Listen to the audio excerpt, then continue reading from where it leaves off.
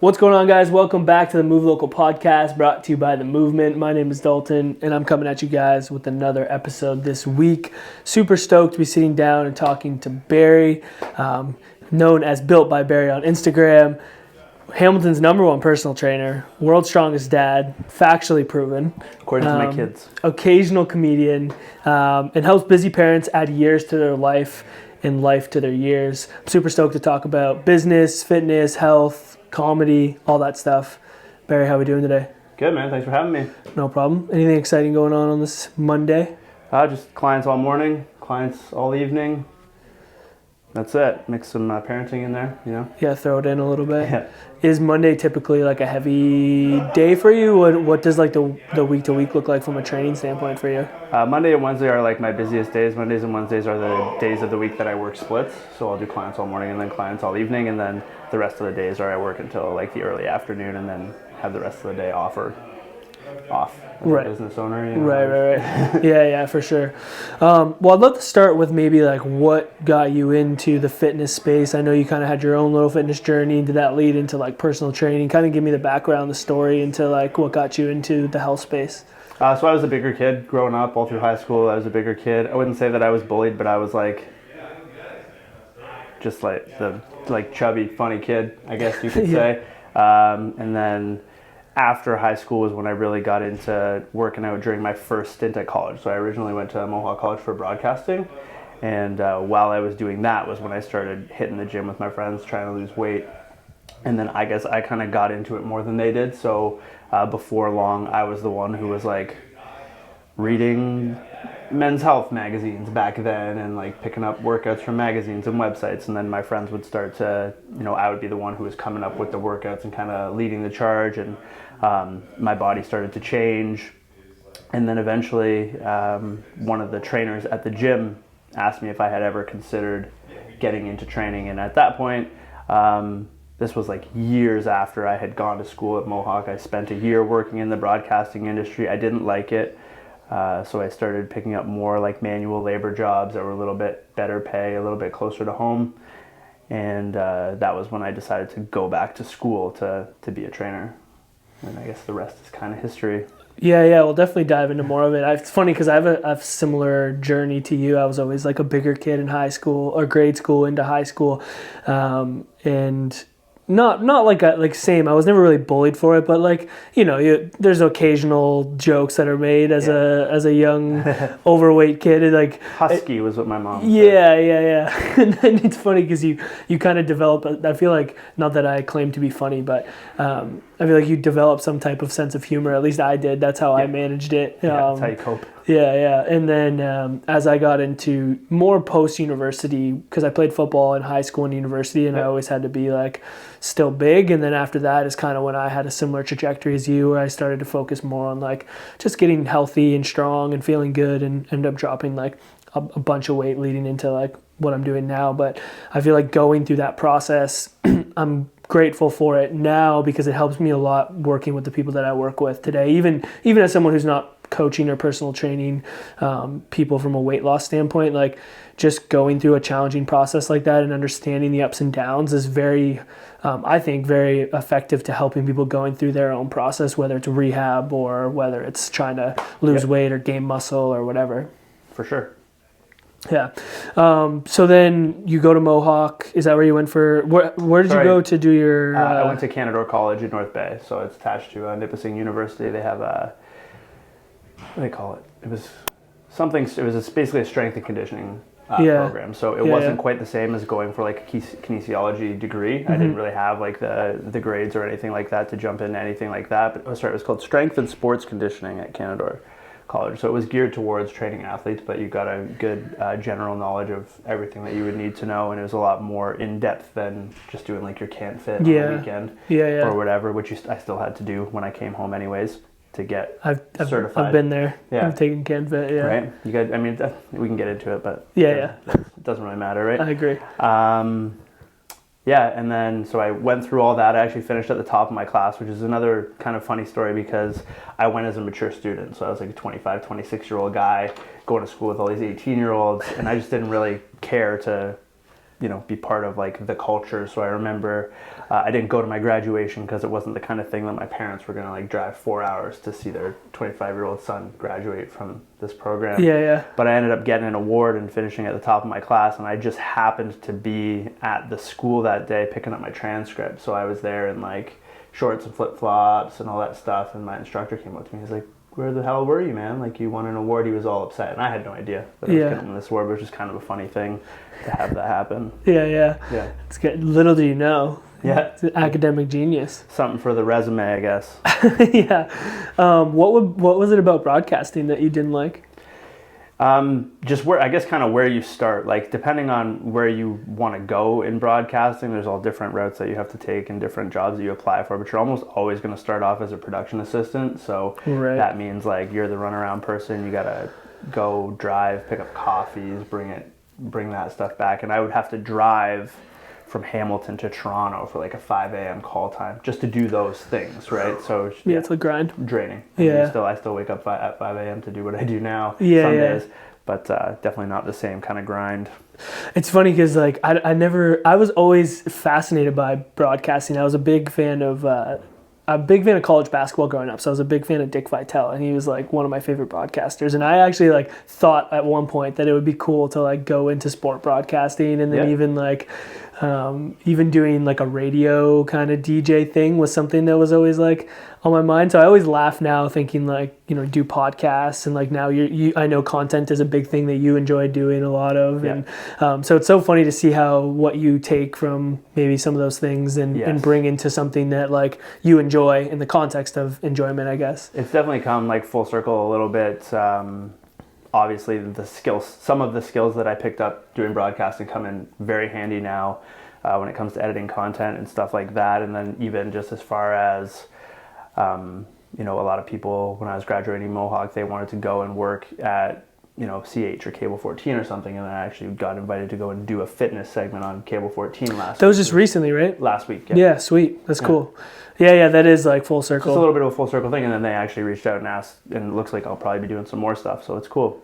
Yeah, that's awesome, man. It's kind of a different, I don't know, I feel like it's just heading in like a different direction fitness-wise, more so to something that brings together like that broadcasting skill set with my skill set as a trainer, which is kind of cool, something that I enjoy. And then being able to kind of rope all this comedy stuff into it a little bit as well. Yeah, I want to get into like your content stuff because I think it's cool. But before we do that, I'd love to hear like, getting into the personal training space. And I know a little bit of the background of your story, having gone to the fuck up nights where you talked about like your story and some of your fuck ups and all that, which was awesome. But I'd love for you to kind of take us through the process of like where you started off as a personal trainer in the space and kind of where you are now and a little bit of the ups and downs of that kind of journey. Cool. So the first gym that I started at was Premier Fitness, which doesn't exist anymore, rightfully so, should not exist anymore. And I was fairly busy as a personal trainer there, but they were always going through like, were they going to stay open? Were they going to go closed? Not necessarily because they weren't making money, but because there was all kinds of shady stuff going on behind the scenes. And they were one of those gyms, I'm sure as a physio, you've heard about these gyms that are basically exploiting people's physiotherapy benefits for personal training. Yeah. I'm sure you've heard of these Yes, things, right? Yeah. So they did a lot of that, which is, as just a personal trainer and they're having me do these things, like I know I was confident in my skill set that I was able to, help these people the way that they needed to be helped, and I was able to do soap notes because soap notes were still a requirement even though you weren't not a clinician. Right? Yeah. So I was just going with it because it was still, a pretty good hourly rate and all that stuff. Eventually that gym went on to close. Premier Fitness went bankrupt the month that I had my most lucrative month as a personal trainer. And so it actually took me, I think it was like 18 months until I got paid by the government for that month. And at that point, I had no idea that I would even ever be paid. So right. It was actually, when it did come, I was like, oh, wow. Just to have this like nice check show up. But still, it sucked to do all that work and not get paid for it. And that was, I guess, kind of the culture at Premier. And then from Premier, while I was at Premier, and it did go through a couple different name changes and things like that, I ended up moving over to 5 Star Fitness, which also does not exist anymore, because they were building a gym in a hockey arena in Stony Creek. And while I was at Premier, I picked up a couple of clients who played professional hockey, which steered like the early stages of my career pretty hard by meeting these two athletes, and they would both go on to play hockey professionally, which bode really well for my resume as somebody For sure. training hockey players, right? So I went on to work at 5-Star, and then my boss at 5-Star decided to leave, start his own gym, brought me and a couple of other coaches there to go and work in the private space. There's all kinds of little stories and things like that that I can go into that went on during that time. And then eventually that brought us through to COVID. During my time working in the private space, that was when I kind of realized, like, as cool as it is to train athletes and say that you train athletes, particularly professional athletes, it's very, very hard to get to a place where working with professional athletes is going to pay your bills all year long. Sports are seasonal, right? So you only get these athletes for a couple times a year, and so you're either training general population clients or you're working with young athletes. And what I learned is if you're working with young athletes, you're also working with their parents. Not always the most fun thing. And so I really like fell in love with working with general population clients and like teaching them how important it is to be strong, and also being super accommodating to the different ways that these people can get strong. Because I think a lot of personal trainers fall in the trap of trying to force people into whatever their style of training is. You know, powerlifters tend to try and get their clients to deadlift, bench press, squat with a barbell on their back. And I really kind of prided myself in not doing that and being able to utilize different kinds of equipment to not force people into certain exercises. Like, I understand that movement patterns are important, but finding whatever way that you can comfortably get that person to load that movement pattern, right? Whether it's even now, like at my home gym, I've got trap bar and I've got a safety squat bar and kettlebells and dumbbells and all these different ways to get people to do movement patterns rather than just getting them to do things conventionally. Yeah, right? Yeah. We talk about that a lot here. Like an entry point to loading is like, for sure. And patterns are patterns, and you can figure out ways to load anything many different ways. And I feel like a lot of times barbells and that kind of stuff can be often intimidating to people right off the bat, and like finding other ways to like empower them to maybe want to make the choice to utilize a tool like that. I think them a little like autonomy. For sure. Super important. So yeah, that makes sense to me. Yep. And then so started working with a lot of women in particular, and just trying to push that message of strength training, which has grown like crazy. Like, I think obviously the fitness industry has changed in a lot of bad ways, but also in a lot of good ways, Yeah, right? I agree. Strength training is a lot more popular than it was. Not maybe as much with like the older population still, you know, like that middle age to late age people still, I think, don't do it as much as they should, but certainly amongst young people, it's become a lot more popular. Yeah, I think I'd be curious to hear a little bit, like, you know, I think the idea of working with athletes is like really cool and awesome, and like, you know, when you see it from an outside perspective, at least it was the same in like the physio realm. Like, I always thought maybe that would be something that I wanted to do until I actually saw like what that looked like, what it meant, the type of hours you're putting in, and like what kind of things I'd get from it. And I actually ended up realizing that it wasn't something that like I really wanted to do, and like pivoting more towards, I guess, similar to like what you're saying, where it's like general population. Like, our thing here is, you know, we want to work with people who, you know, value their health, and that can be people who want to try and go play professional sports. It could be someone who wants to be able to get back to like picking up their child. It can be someone who wants to go run marathons as an amateur, whatever it is. But like, as long as you're valuing your health and you want to put the work in to like take control of that and get back to it, like, those are the type of people that we want to work with. And I think like an important thing is figuring out, you know, experiencing maybe some of the things that you think you want to see if it's actually where you end up be. Because like, I would imagine that's transition for you, where like you started with the athletes and now you're doing completely separate things. Yep. I mean, I still have like a very, you know, ranging base of clients, you know, age-wise, males, females in their 30s, all the way up to one of my clients is turning 80 this year or next year, which is crazy. And, you know, she's deadlifting and she's doing all these things. It's just cool to watch something like that, like literally change somebody's life, you know? Yeah.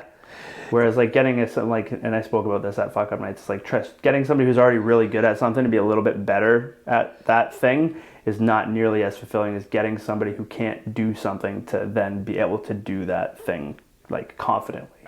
Yeah, I agree. For me too, like that aspect of like what you just hit on is what fires me up more than like maybe helping a professional athlete take the next step. And like, you know, there's something for everyone. But yeah, I think the impact, the level of impact you can have with the general population is with things that I always laugh a little bit, because like we know so much about this realm. Like we've spent tons of time in it. We put a lot of time, and like, you know, you show them how to like change their foot position on a rear foot elevated split squat, and it's like a game changer, and they're so stoked, and you're just like, yeah, that's we just gotta change your foot position. And so it's like often little things that people don't know what they don't know, right? Right. I mean, that's, the thing that I talk a lot with other trainers and stuff is like, you really don't realize like what the bubble that you live and work in until you like go out there and talk to people.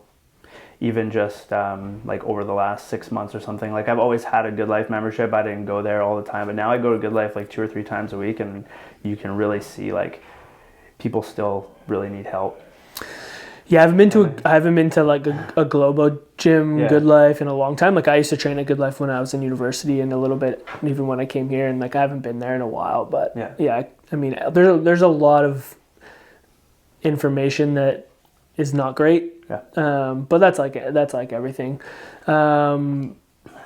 Yeah, so, you know, I want to maybe chat like a little bit about like, you know, going through, how long has this process been? Like how long have you been doing this for? I've been a coach for 15 years now. So like quite a while. You've seen a lot of the industry change. You've seen a lot of approaches come in, leave, seen a lot of like, you know, the way that maybe you would approach coaching athletes evolve over time. Like what are some things that you've found yourself moving forward from, or like adapting more of as you've moved through your career, that maybe you would have done early on as a younger professional? I mean, it's hard to say like on the athlete side of things, because I've essentially like moved on from that. There'll be like 1 or 2 athletes maybe that come to me in the summertime that I'll train. From a general population standpoint, like so much gatekeeping that I used to do, and I just feel so silly about it now. Like literally sitting there for like 10-15 minutes of a 1-hour session that somebody paid, you know, not a small amount of money for, just so that I could like watch them foam roll and do like corrective exercises. Because at the time that I got into personal training, that was very much the culture. Like a lot of trainers were watching, and not like a guy like Eric Cressy, for example, obviously brilliant and amazing at what he does, but that was the guy at the time that a lot of trainers were following. And so there was this whole thing around like foam rolling and corrective exercise, which of course like still have their place, but like as a personal trainer, I'm not a physiotherapist. You know what I mean? And so if I know, like if I have a diagnosis on an injury and I know like some corrective exercises that we can do, we'll roll that into the workout. You know, maybe that'll be like the 3rd exercise in an exercise block where it's like an active rest or something like that. But getting somebody to spend like 15 or 20 minutes to do corrective exercise for their shoulder when they're coming to you to lose weight is, I believe, like more self-serving than anything. Especially if you can have somebody in your network that you can point them towards that's actually going to help them with that. And so then you can work with those people to help this person better. You focus on your lane, stay in your lane, help them with the weight loss thing, and then refer to the physio. And if the physio can tell you like, hey, can you tie this stuff into your workouts, you know, then absolutely do that. But a lot of gatekeeping back then, and just like stupid things that I used to say, like give people a hard time about wearing gloves when they would work out and things like that, you know. And now I just think it's absolutely stupid to say something like that to somebody. Like whatever's going to get somebody in the door and like doing the things that they need to do. I don't care if they want to wear oven mitts when they deadlift. Just gotta do. Why do you think that aspect has evolved for you specifically? I have like some thoughts, because I similarly like for sure. I can talk about this stuff all day. I just like whatever it is that you have to do to make somebody comfortable, let them do that. You know what I mean? I'm just trying to think of like some other examples, but a lot of like, again, like when I first came into it, like telling people that they weren't ready to do something, like telling somebody that they weren't ready to squat under load because their ankle mobility is poor or something like that. It's like, okay, well, but now I'm like, if I can elevate their heels and give them a little bit more dorsiflexion, like there's no reason that I can't put a dumbbell in their hands and have them do goblet squats if it's not painful for them. Like, okay, their range of motion isn't great, but they're not in pain. Right? And that's another thing that I think a lot of trainers get wrong is like they're like looking at the way that the client moves. They're not really necessarily asking if something hurts. They're just kind of assuming that they can't do something based on like the range of motion that they see. But in a lot of instances, and you probably know a lot more about this than I do, if there's no pain, like you can proceed. Yeah, and even if there is a little bit of discomfort, Yes. oftentimes depending on the circumstances, it's like it's okay to like load those areas. And I think a lot of people get caught up in the minutia of things and miss out on the massive benefits you get from just getting that person to load under a goblet squat. And you want to talk about what's one of the best ways to improve someone's like limited dorsiflexion is like get them to squat. Yeah. Under some load, right? Yeah. So like, I think like for sure, I think there's that's very similar in our space as well. Like I think we get caught up in like this idea of we need to be these people that can like identify this like particular thing and provide you with this particular solution when like it's not that deep. It's really not. I say that a lot, honestly, even just like when it comes to nutrition and all that stuff. And like, again, I was at Good Life the other day and this trainer's taken this client for like 15, 20 minutes through like all these different like ankle range of motion exercises and things like that. I mean, I don't know you guys, but I can almost guarantee that person did not walk into Good Life and book an appointment to say like, I need someone to help me with my ankle mobility. You know what I mean? They're probably there to lose weight, and then some of these personal trainer courses, or they used to back then, used to try to sell people on things like a lack of range of motion or things like that, right? Like get him to go through different kinds of assessments, point out all the things that are wrong with them, and then show them how you can instantly help them to try and sell them on personal training, which I don't really believe in selling people that way. Yeah, and the reason I ask is because I think like my mindset has shifted a lot in that too. Is I think I've just realized how much courage it takes to like ask for help and step into a ask you to train them, or step into a gym, or come through a physiotherapy clinic doors to like ask for help with a problem that they're trying to like solve. And like that process is like so hard to do, and a lot of people don't do it because of the fear of being judged or like whatever, all those things that we just hit on. It's like it takes so much courage to do it. It's like, hey, whatever's gonna get you in here, and then let's just figure out like how we get you started. And like, you know, if you want to wear gloves, you wear gloves. If you want to do this, like we'll figure it out. Like even if I'm not gonna wear gloves when I train, like I know we're using that example, but I think there's a lot of things that we get caught up on that ends up deterring people from the benefits of what exercise and health, like nutrition and that kind of stuff can do for their life. By for like sure. Picking little things. Like straps, like I use straps when I lift all the time, and like I do heavy deadlifts with straps. I'm like, yeah, but you use straps. I don't care. You know, like why I can lift more weight. Like I'm not trying to figure out who's the best at holding on to stuff. I'm trying to lift weights. You know what I mean? So if I can row more when I use straps, or I can deadlift heavier when I use straps, I really don't see what's wrong with that. I'm not a competitive power lifter. My clients aren't, especially women, right? Like their grip strength's, generally speaking, not going to be as strong as their leg strength. So if they can put on straps and it's going to make them feel more confident and secure when they deadlift, like why would they not wear straps? Yeah, there's plenty of ways to train your grip outside of doing and for them, I mean, I'm pretty sure there was actually like a study that came out pretty recently that said that lifting weights doesn't really improve your grip strength all that much. Yeah. And also, that's not what we're trying to do. So, right? Yeah, for sure. What does it look like now, like from a training standpoint for you? Like, what is the clientele that you're working with? I know you're doing your thing like out of your own place. Like, what does that look like? The best way that I would like describe my current clientele is just like general population, like a lot of parents. Majority of my clientele has kids. Mostly women, but I do have a couple like middle-aged men that I work with, which is like probably the clientele that I enjoy working with the most, but unfortunately is like the least likely clientele to actually ask for help, even though probably a lot of the ones who need it the most. Especially, I live in a small town, so I'm in a couple of like Facebook groups with a lot of guys who are kind of fit the mold of a middle-aged guy who probably should be exercising more and taking a little bit better care of themselves, but instead they are like way more insecure than I think people think, and they like to like make jokes about how out of shape they are and make jokes about like their lifestyle and stuff like that. And it's like, if you really took a second to stop and think about all the shit that you can't do because you don't take care of yourself, you might not joke around as much. Right? probably hasn't been to a doctor in 4 or 5 years. Like, you know, yeah, I could rant about that stuff all day. No, I think there's something to that for sure, and I think so. I feel like I'm fortunate enough to have the opportunity to work with some guys who have been able to take that step, kind of change their lifestyle and be able to play with their kids more, or return to like men's league hockey or whatever it is, right? Mm-hmm.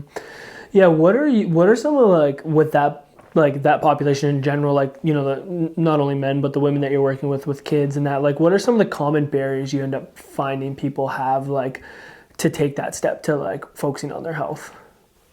Well, the first barrier would just be like asking for help, and not knowing exactly what to do to make the change. Like, there's a lot of memes, all these memes now that are floating around about like how middle-aged women will do absolutely anything except lift weights to I don't know if you've seen it. I haven't seen any, no. So it's like, it'll be like a video of them doing like the trapeze fitness and stuff like that. Yes, Yeah, I know what you're talking about, yeah. And there is a little bit of truth to that, I think. I think a lot of women are afraid to lift weights because a lot of these like stupid myths, for whatever reason, like still persist about like getting bulky or getting hurt, or other things being more important, like mobility, and they just still in the back of their mind believe these things. And so that's probably what keeps them, maybe not from lifting weights necessarily, but from investing the money that they are comfortable investing in yoga or whatever it is into like somebody who's going to teach them how to actually get strong.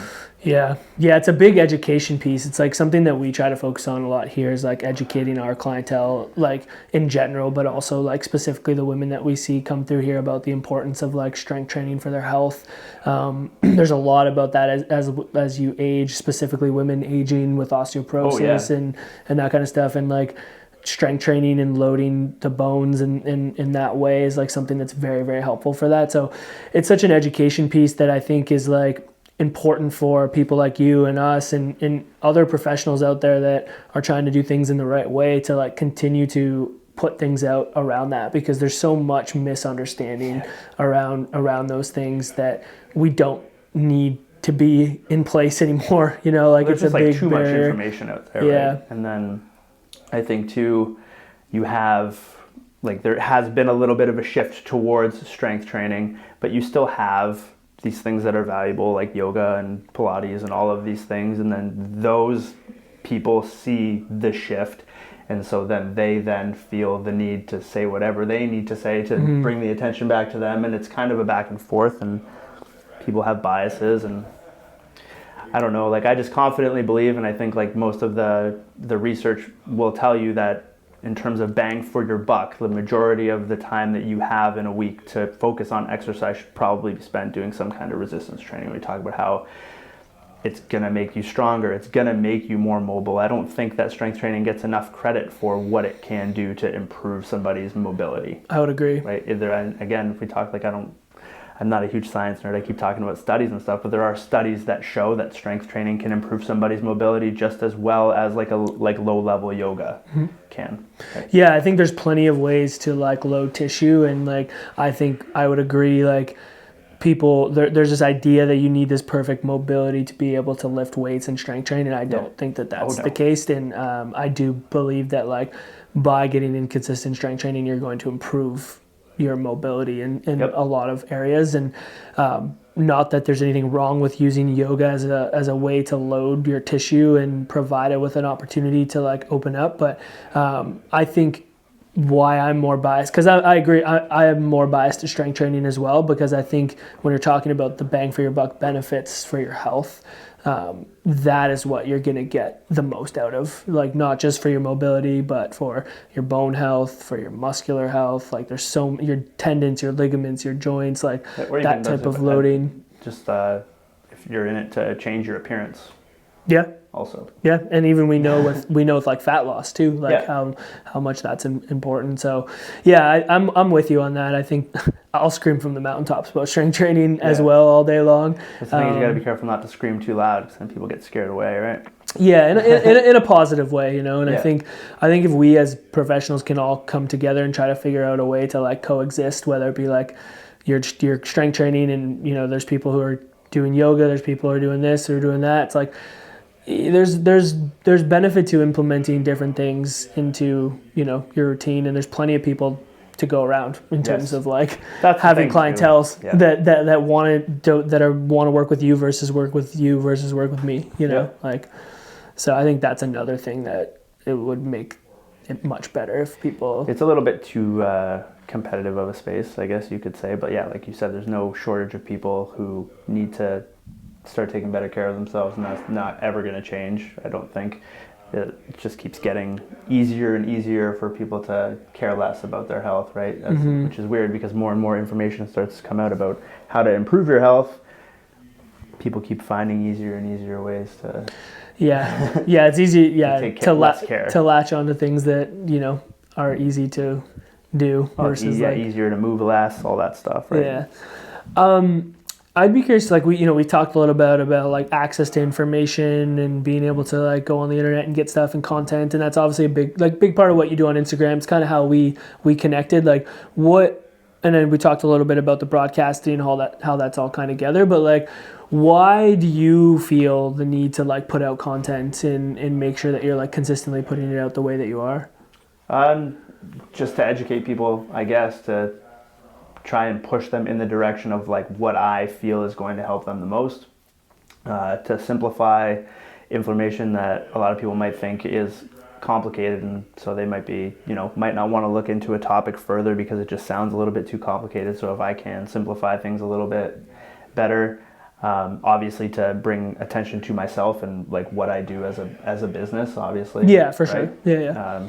If people are coming to see me, then that's obviously what pays the bills. But if I can get them to come and see me by providing them with value and providing them with information that they can actually put to use. Like, I have a lot of people who work with me either in person or online, follow me for a long time before they actually reach out. And a lot of them are people who don't even actively engage with my content. Like, I will have never seen their name in my DMs or in the likes or anything like that, and then all of a sudden you just get a message from them one day and they say, "Hey, I love your stuff.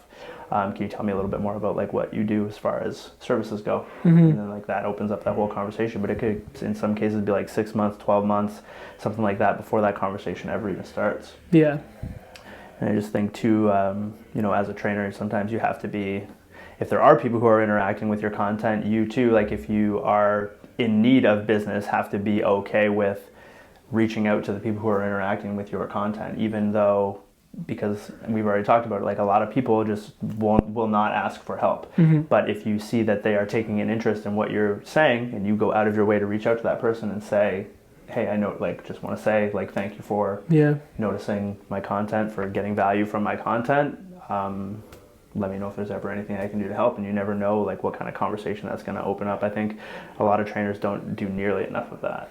Yeah, for sure. And I think like putting out content the way that you do extends a hand to people to interact with it and maybe end up reaching out for help, which I think is the benefit of social. And then what I love about your content is like the simplicity of it, and like kind of, the idea of like trying to break down some of these myths and these barriers that like get thrown around a lot. And then I think what you do really well, not only like visually does your content look good, but like bringing in like the comedic side of it, at least I feel like you try to do that.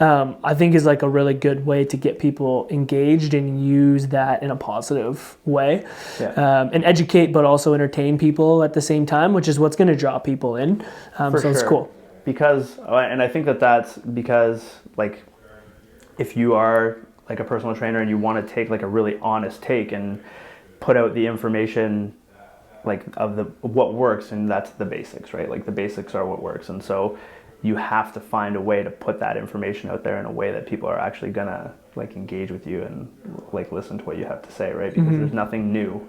Most of the new stuff that comes out is either way too complicated for most people, or it's just complete bullshit, or it's a combination of both. Like it's just so confusing to people that they're like, "Wow, that sounds really serious. It probably works," right? So they go down that route, supplements, diets, things like that. But what I have found probably over the last 3 or 4 months, as far as content goes, is like, yes, it's very good to put out content and get engagement, but again, like going out of your way to like start conversations with people who are interacting with your content. And like the more conversations that you can have on the go, the better. It might not be the person that you're talking to who ends up coming to see you. It might be a friend of theirs who's looking for a trainer, and they say like, hey, I know this guy who puts out really helpful content and he lives near you. Like I live up in Binbrook, right? So Hamilton is a bit of a drive for some people to come and see me, but a lot of people in Hamilton know a lot of people in Binbrook, right? I was having a conversation with a trainer the other day about like how to start conversations, and I had posted that day an exercise tip about just like doing single leg RDLs and split squats and just holding on to the bench for support, right? Yeah. And I just on that story, I posted it to my story and I said, do you want to see more content like this? 30 people or whatever say yes, right? And so the next time I post an exercise tip, that's 30 people that I can send that video directly to and be like, hey, I asked if you said that you want to see more content like this. This is me like sending it directly to you, because not everybody that follows you, especially like I have a decent following, like most of those people aren't going to see the post when I post it. Totally. Yeah. I mean, you kind of get into a little bit of like utilizing social media for business, and I think a lot of people get that confused of like, oh, as long as I'm just posting something, like that's going to be like, I just got to post these things and that's going to get me people. Like that's the farthest thing from the truth. And like, we've been posting content on social media for a while now. Like Will and I started the Movement Instagram page back when we were in physio school in like 2017 or something like that. And so like when we transitioned into business, we're like, oh, this is going to be great. This is going to like bring us all these leads. And then you realize that it's not necessarily the case. And like, we've really shifted our mindset around it being something that allows us to,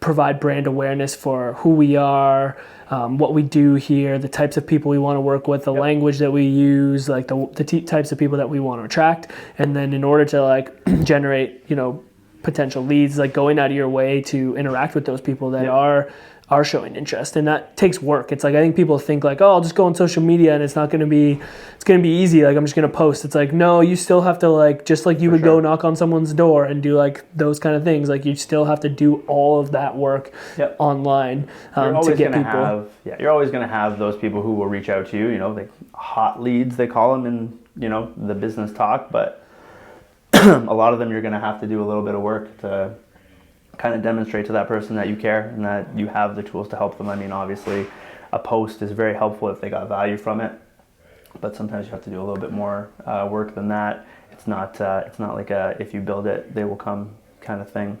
I think another trap that I used to fall into a lot with content was like trying to impress other trainers. Like with my content, and I think a lot of coaches still really do that. And then you can go in their comments, and like all the comments and interaction is just from other trainers. Like other trainers are not going to pay your bills. They're never going to pay your bills, and they're never going to share your content. For sure. And that's content is very. If other trainers are sharing your content, your content is very good, in my opinion. Like I don't even know. Maybe honestly, I think most trainers are reluctant to share other trainers' content because they think they're going to lose that business. But really, which is kind of funny to me. But well, if that person's not. If that's the case, then that person was never going to train with you to begin with. And I think to your point, it's true, because like we would initially, when we were posting content, we were posting it for like students and other clinicians when we were in physio school. Like that was kind of more of the audience we were speaking to. And then once we transitioned to like this being a physical location and like we're trying to speak and attract people that we want to work with, that completely changed the tone of like what type of content we were creating and the language we were using, and that stuff's really important when you're thinking about what you want to utilize your like social media platform for. And I think like one thing that I learned coming out of school, and it's true in the physio profession as much as I think it is in the personal training area, is like people don't realize how much business sense goes into that, whether you're running your own business or not. Like understanding how to get leads and get clients and communicate and sell. And well, if you are a personal trainer, or if you work in like a service-based industry where you're working one-on-one with anybody, it doesn't matter like if you have a boss or if you have to pay your own rent or you have your expenses or whatever, you're very much a business and you need to market yourself as a business, especially if you're in a place like a Good Life or something like that where they're going to give you some clients, but if it's really going to be a career for you, you're going to have to bring in some of your own business. And I think in a situation like a Good Life or something like that, trainers don't go out of their way to do that because they know how much of that money is going to go back to the gym, right? And so it's like they kind of shoot themselves in the foot by being bitter about that. I know I was guilty of that. It's like if they're taking 60 or 70% of that $80 or whatever that the client is paying, that's not fair. But now that I understand what it takes to run your own business and all of the things that come with that. Yeah, for sure. Yeah, I understand. Yeah, totally. Yeah, it's something to highly consider if you're like coming into the profession, right? What does your current like exercise routine look like as a dad? I'm not really somebody who like struggles with making time to exercise. I can usually carve out 60 or 90 minutes most days of the week, and I have enough time to go out to Good Life. It's just because of my schedule, right? It's like as a personal trainer, the middle of the day is typically open for me. Yep. So if I want to work out at home, I have a buddy of mine who usually will come over, who's a comedian. He's kind of like a mentor as well, so it's pretty awesome to work out with him 2 or 3 times a week. Shout out Eric Johnston. But then the days that I'm not working out with him, I'll go out to Good Life, and usually I'll spend like 2 hours there. I don't work out for 2 hours, but I'll do like a workout and then hit the sauna or whatever. Yeah. So you're typically doing like strength training based stuff? Yes. It's usually like an upper lower split. Yeah. Usually 3 or 4 times a week. Do 2 upper days, 2 lower days. Maybe mix in a day of just like, again, go to the gym, do like 30, 40 minutes of moderate intensity cardio in the sauna or something like that, or mix in a gun run or something like that. In the summer, I like to get out and do pickleball is my new favorite thing. Yeah. One thing that I would love to get back to though is just like going out to the football field and just like throwing football around, running routes, doing like sprints and things like that. I love sprinting. I don't do it. I have no space for it. I keep telling the guys at that athlete farm that I'm going to come out there and do a speed workout one day, but I just love running fast. Yeah. No, and it's a good thing to expose your body to. I feel like we don't sprint. I saw something the other day that said like everybody, it's like 70% of people over 30, once they hit 30, will never sprint again in their life. That's a crazy thing. Yeah. I don't know if that's true or not, but I mean, it makes sense to me. Yeah. Yeah. That's crazy. It's just something that I don't want my kids to ever be able to beat me in a race. So. Yeah. That's what's going to keep you sprinting. Yeah. It definitely is what keeps me sprinting. Yeah. But yeah, I just train I love training, and that's one thing too that I think like a lot of fitness professionals don't understand. Like when you live in that bubble as somebody who like loves to train, is like so many people fucking don't. Yeah.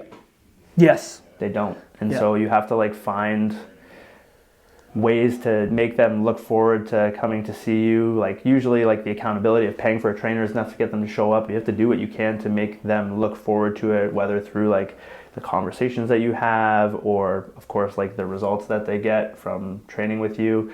There's just a lot of things I think that a lot of trainers take for granted. Like I have some clients that I work with that are like pretty like high profile people that are very successful in life, and I'm fortunate enough to spend like, there's probably not a lot of people in that individual's life who get to spend 2 hours a week with them. Yeah. You know what I mean? It's just, I don't know. No, it's kind of going off on a tangent. I agree with that. I think like there's more to it than just like being someone who has knowledge and like and trying to figure out how are you going to be able to keep this person engaged and interacting. And it's often not the fact that you don't have the skill set from a knowledge standpoint to help them do that. So figuring out ways to do that is super important. And it kind of comes back to the idea we were talking before about the glove thing. It's like you're not going to make a big deal about something like that because like trying to get people in the door is the hardest part. It's like if that's going to keep them lifting weights and stuff, it's like who cares? So I think it kind of all that comes into play again there too. And I think that's super important to consider. Like the relationship that you're building with a client is very, very important. And often the relationship is going to keep them coming back, not the deadlifts. Yeah, you know? The relationship is also usually what's going to lead to like other opportunities coming your way, like via those clients. Totally. And that's like the word of mouth thing, right? And so like for me, like even people like there's probably trainers out there who wonder like, oh, how do you end up getting like somebody like Cable 14 or something to reach out to you? It like literally has nothing to do with like who I am as a trainer. It's like the people that I know and like the relationships that I fostered through my career. Because like to be honest, like the person who reached out and made that connection to get me on Cable 14, they have a coach. Yeah. That's not the coach that got asked to do the Cable 14 thing. Right. I mean, it's just all just relationships. Be useful, be nice to people, like Yeah, I don't know. Yeah, for sure. I got a couple like rapid fire questions that I for want to sure. want to go through. So squat or deadlift? Deadlift, trap bar. Trap bar specifically. Yeah. Okay. I like barbell RDLs a lot too. Yeah. Okay. Assault bike or rower? Assault bike, I don't like the rower at all, actually. Okay. At all. Yeah. Well, let's see. I was gonna say coffee or tea guy, but obviously that's clear. Coffee. This isn't really rapid, but like, who are some of your favorite comedians that you like right now? Nate Bargatze is probably my favorite comedian. I like Tom Segura, Anthony Jeselnik. Those are probably my top three. I went and saw Matt Rife last night. Actually, it wasn't that good. Oh yeah, it was that was like local, right? Yeah, it was in Hamilton. Yeah, nice. Okay, one of my last questions I like to ask everyone is like, what does move local mean to you, like specifically? Just kind of putting out the message to people, especially locally, to move. That sounds like a lame answer, kind of, I feel like. But No. I mean, I feel like for me, just the way that my career has gone and the way that things are now, I've been able to kind of position myself like really well locally. And I think a lot of trainers try to get outside of like the local, like everybody wants to take their business online, right? As quickly as possible for trainers now. Yeah. And I've been able to, like, I have clients who don't live in Hamilton that work with me online, but for the most part, like, most of my clientele is local, and that's just been a result of, like, putting myself out there the right way and finding the right opportunities and, like, focusing my efforts on, like, the local population. And just, like, the main goal for me is, like, if somebody in Hamilton, like, thinks about a personal trainer, like, I want them to think about me. And I think that, like, I don't know if that sounds conceited, but I think that's just the goal. Yeah, no, I think that makes sense. And like, I feel confident, like, if that's the case, if I'm the person that they think of, then when they come to me, like, I will deliver on what it is they're looking for. So. Yeah, for sure. I think there's a lot that we can do to tap into our local community and have a direct impact. I think everyone thinks that, I talk about this a lot on with like the people that come through here that we mentor a lot, and it's like everyone wants to have this massive impact on like the whole world, but you can have such a big change on someone that's like right in your own community, and the only way to have that expand out is if you can start changing one person who comes through your door that then tells someone else, that then you can change another community, like members in that area, and another one, and that's how you grow. So I think like trying to focus on that is like the best thing that you can do. Yep. And I mean, I'm like Hamilton born and raised. I've lived here my whole life. My parents still live in the house that I grew up in, so Hamilton, I feel like it's only become a better place to live since I've been a kid too, especially if you like food. Yeah. A lot of good places to eat. Yeah, for sure. But some really cool gyms and things like that, and like just places and opportunities to be active. So just bringing awareness to all that stuff. Yeah, love it. Where can people find you? Instagram, if they want to work with you, that stuff. I'm on Instagram at Built by Barry. My website is builtbybarry.ca. And then I know we didn't talk too much about the comedy stuff, but I actually just booked, I haven't even really told anybody this, June 7th at the Staircase Theater. I'm going to be doing some kind of live show that like brings together like my Instagram content and like the way that I talk about fitness with my comedy and things like that. I don't know what it's called yet. I don't know exactly what it's going to look like, but June 7th at the Staircase Theater at 7:30. So look out for more information on that soon. Yeah, sweet. Love it. Awesome. Well, Barry, thanks so much for taking the time, man. It's been a pleasure. Oh, thank you. Really appreciate your content. Really appreciate the work that you're doing. I think like we need to highlight more good people putting out good stuff and doing the thing. So I'm very excited that we got to chat. Thank you. Sweet. Thanks, guys, for tuning in. Catch you next time.